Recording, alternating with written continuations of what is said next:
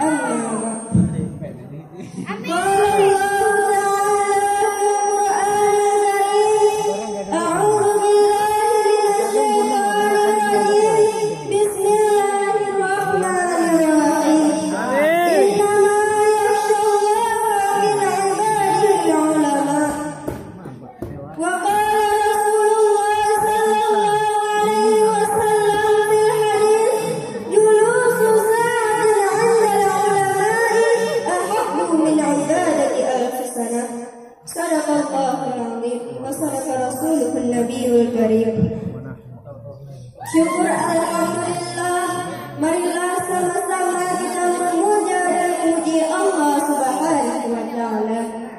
Yang mana oleh Allah yang telah memberikan kepada kita begitu banyaknya nikmat sehingga kita dapat berkumpul bersama di tempat yang mulia ini.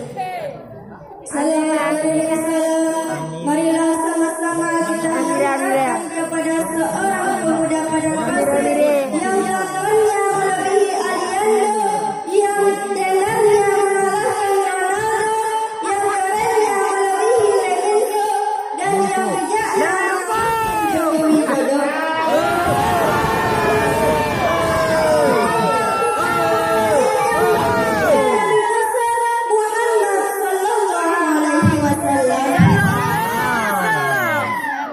Dan rahmat dan sejahtera kepada para alga sahabat dan ulama-ulama yang ahli sunnah wal jamaah, baik yang berada pada derajat mutaqaddimin maupun di jajaran mutaakhirin. Saya selaku santri pantas dan wajib untuk saya aturkan kata-kata takliman wal ikram saya yang pertama sekali kepada al-mukarram baba dan al-mukarram bunda beserta sekeluarga tercinta. Semoga beliau dan sekeluarganya yang tercinta selalu dalam limpahan rahmat Allah yang Maha Kuasa. Amin ya rabbal alamin. Selanjutnya penghormatan saya kepada seluruh dewan-dewan guru dan dewan juri, baik yang wali maupun yang wati. Dan juga penghormatan saya kepada seluruh santri-santri dan para hadirin wal hadirat yang berbahagia ini. Ma'asyiral muslimin rahimahumullah. Mendengar kata-kata ulama tentunya dirasai lagi bagi kita, karena kita akan sering mendengarkannya, terutama bagi kita yang berada di daerah ataupun pesantren. Mendengar adalah sering saudara-saudara, tapi tidak semua orang mengenal yang dikatakan dengan ulama. Maka pada malam yang berbahagia ini saya akan berkata sepatah dua kata yang akan saya katakan menjadi beribu-ribu kata-kata yang berjudul kemuliaan alim ulama. Ma'asyiral muslimin rahimahumullah. Ulama merupakan satu panggilan yang telah dikhususkan kepada seseorang manusia yang memahami Islam secara mendalam dan mengerti berbagai macam ilmu yang berkaitan dengan agama Islam. Karena itu, pantaslah para alim ulama kepada kita yang mengerti tentang ilmu yang dapat bagi kita kepada kebahagiaan dunia dan akhirat. Ulama merupakan sosok penyandang etika Rasulullah Sallallahu Alaihi Wasallam dan merupakan pewaris para nabi. Hal ini sesuai dengan sabdanya.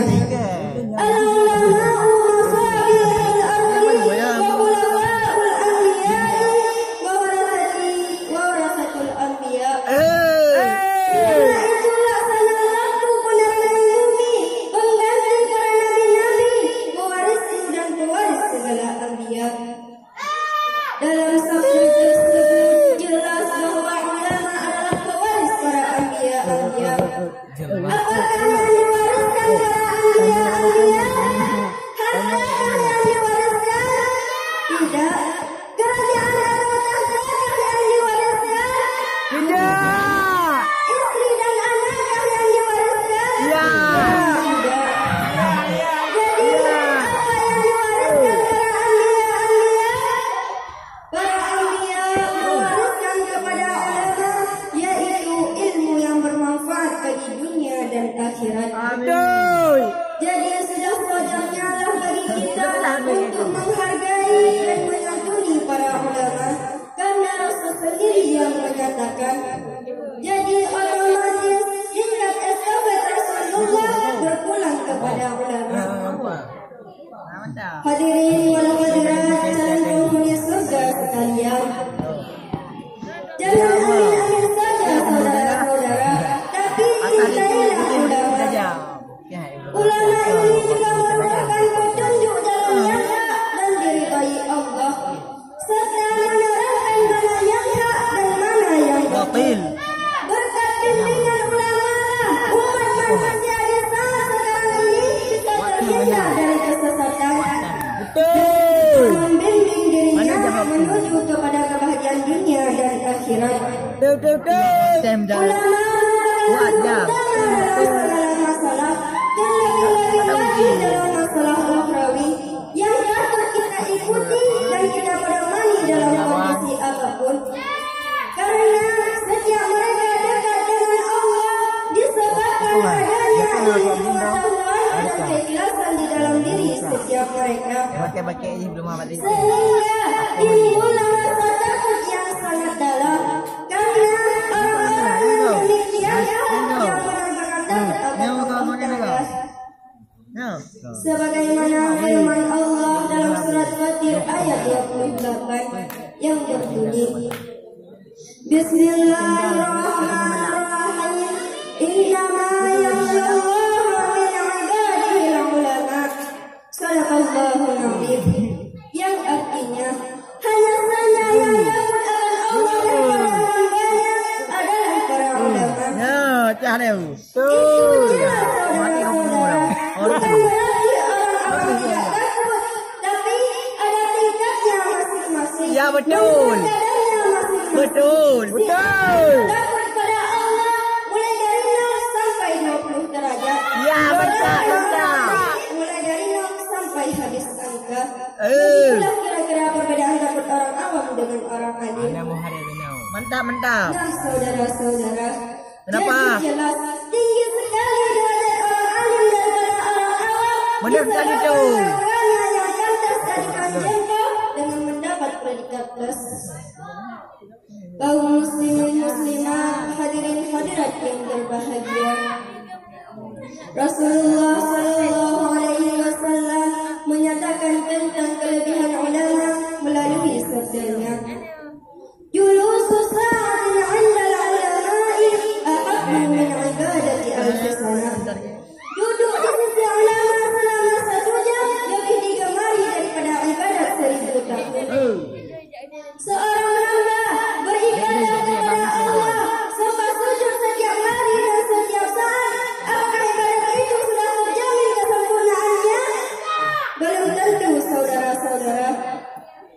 Hadirin wal hadirat yang dirahmati Allah. Hari demi hari, bulan silih berganti, bahkan tahun pun diselang. Banyak kita lihat umat Islam pada umumnya yang pada saat ini. Mana? Mereka tidak lagi mendengarkan fatwa dari ulama.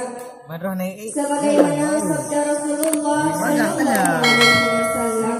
Kau baik lah. Saya ingin zamanu ala ummati yafiruna min ulama'i wal fuqaha'i. Selagi akan datang pada satu zaman di atas umatku, mereka jauh dari ulama dan fuqaha. Maka Allah akan menurunkan kepada mereka 3 kategori bala. Yang pertama, Allah memberikan keberkatan pada usaha mereka. Yang kedua, Allah mengutus pemimpin yang zalim kepada rakyatnya.